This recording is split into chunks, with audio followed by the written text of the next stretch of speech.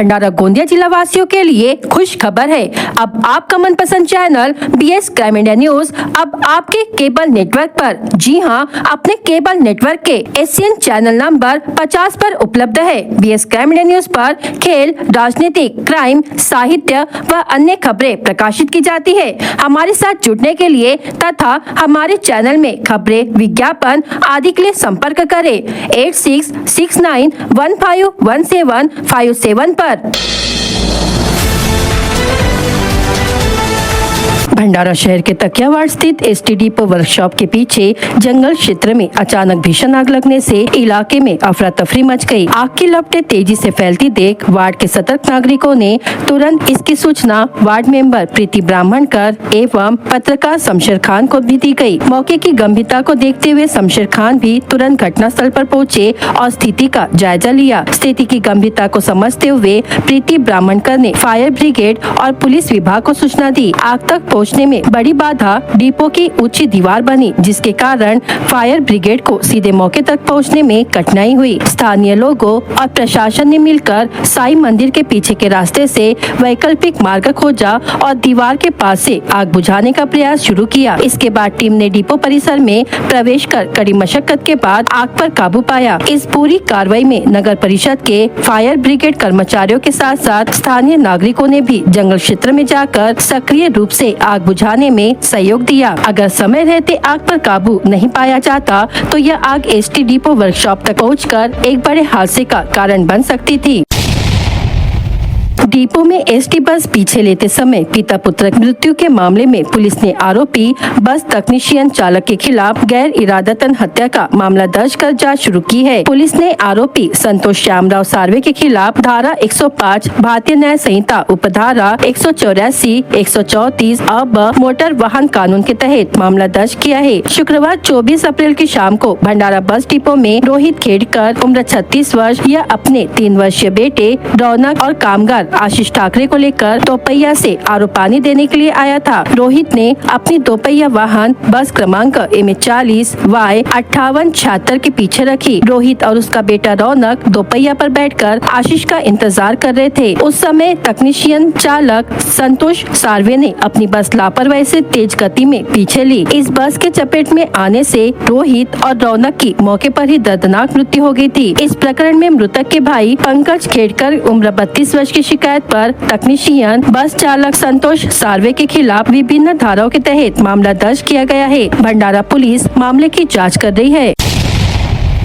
भंडारा शहर के खामतलाव रोड स्थित पानी की टंकी के पीछे जेल परिसर के पास जुड़पी जंगल में अचानक आग लगने की घटना सामने आई है। देखते ही देखते झाड़ियों में आग तेजी से फैल गई, जिससे पूरे परिसर में सनसनी मच गई। आग की लपटें तेज होने के कारण आसपास के नागरिकों में डर का माहौल बना हुआ है। घटना की जानकारी तुरंत फायर ब्रिगेड को दे दी गई, जिसके बाद आग बुझाने के प्रयास जारी है। स्थानीय लोगों के अनुसार आग काफी तेजी से फैल रही है और आसपास के क्षेत्र को खतरा बना हुआ है। फिलहाल प्रशासन और अग्निशमन दल स्थिति पर काबू पाने की कोशिश कर रहे हैं।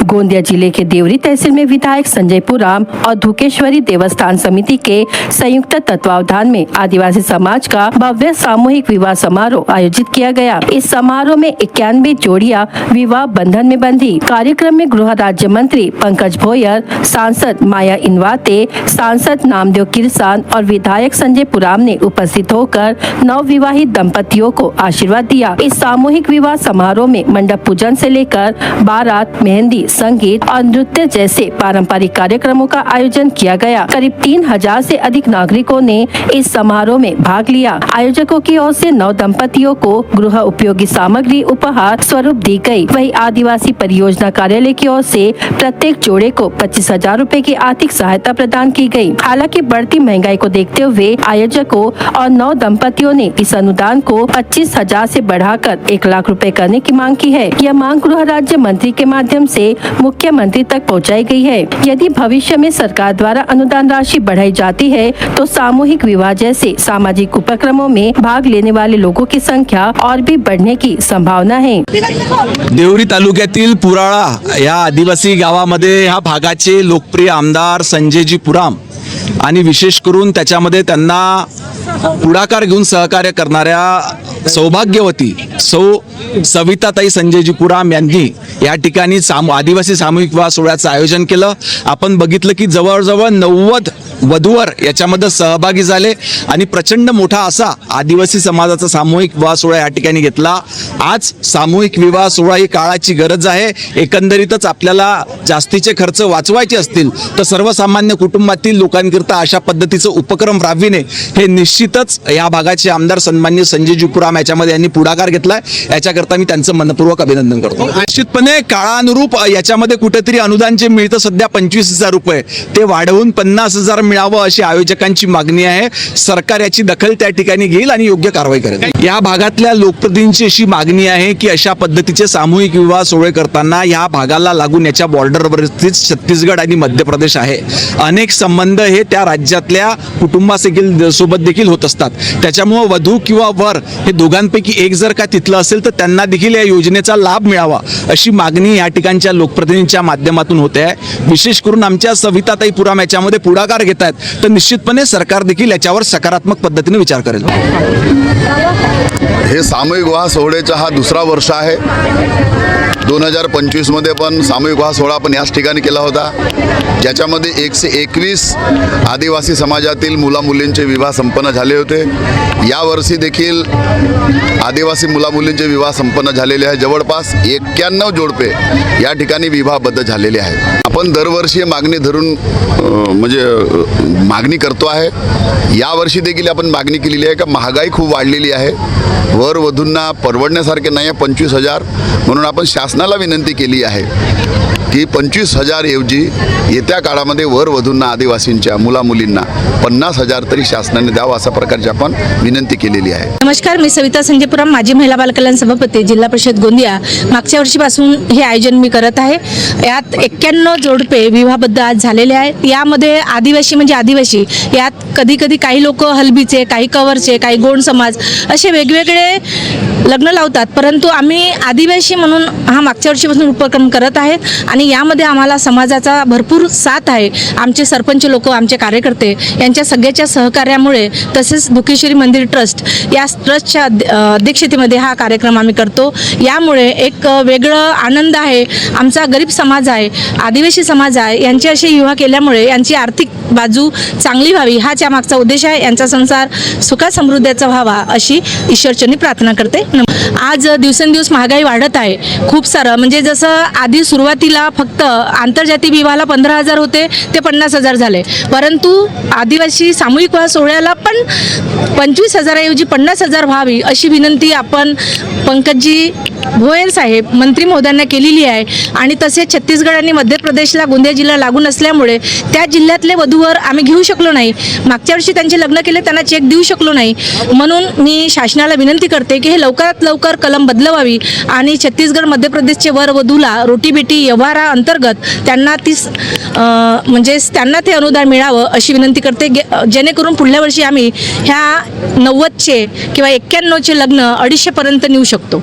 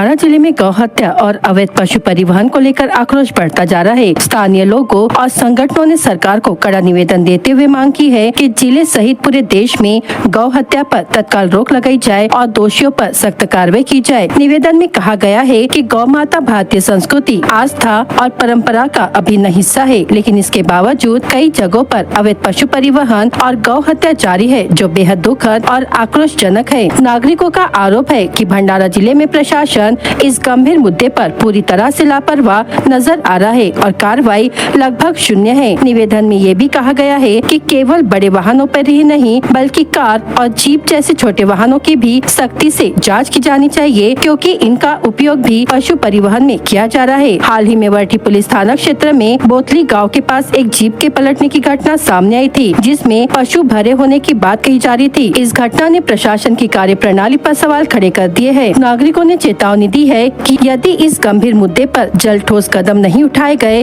तो जनता का आक्रोश और तेज हो सकता है।